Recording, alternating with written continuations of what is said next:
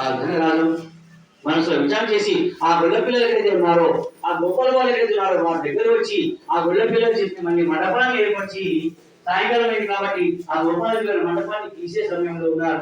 తీసే పనిలో ఉండగా ఆ రాజు వారిని బ్రతిమాడి మళ్ళీ మండపాన్ని ఏర్పరిచి బ్రాహ్మణ పిల్లలకి యథావిధ భక్తి కూడా ఆ గొల్ల పిల్లలు చెప్పిన తాను పక్కనే ఉండి ఆ వ్రతాన్ని ఆచరించేవాడే.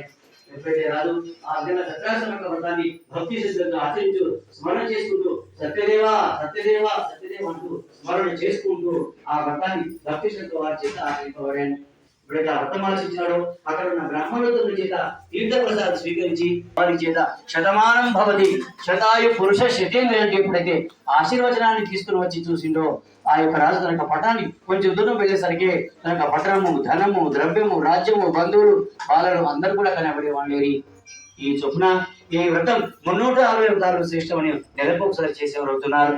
హే మునిశ్రేష్ఠరా, మహాప్రభు ఈ వ్రతాన్ని భక్తి శ్రద్ధతో ఎవరైతే ఆచరిస్తున్నారో, ఎవరైతే ఈ వ్రతాన్ని చేసే వారికి సహాయపడుతున్నారు, ఏడాది వరకు ఈ వ్రత కథలను ఆ స్వామి యొక్క అనుగ్రహం చేత సత్రాసు యొక్క అనుగ్రహం చేత సకల కష్టం సకల పాపని నశించడం చెప్పేవాడే. ఈ వ్రతం 360 శ్రేష్టమని నెలకు ఒకసారి చేసేవారుతున్నారు. మహాప్రభావాన్ని వ్రతాన్ని భక్తి ఎవరైతే ఆచరిస్తున్నారో వారు సకల శివుని శివానుడు చెప్పేవారే. కలియుమంది కొందరు సత్యనామూర్తి అని కొందరు, విష్ణుమూర్తి అని కొందరు, సత్యదేవుడు అని కొందరు, కృష్ణమూర్తి అని కొందరు నానా రూపాలు ధరించి యావత్తు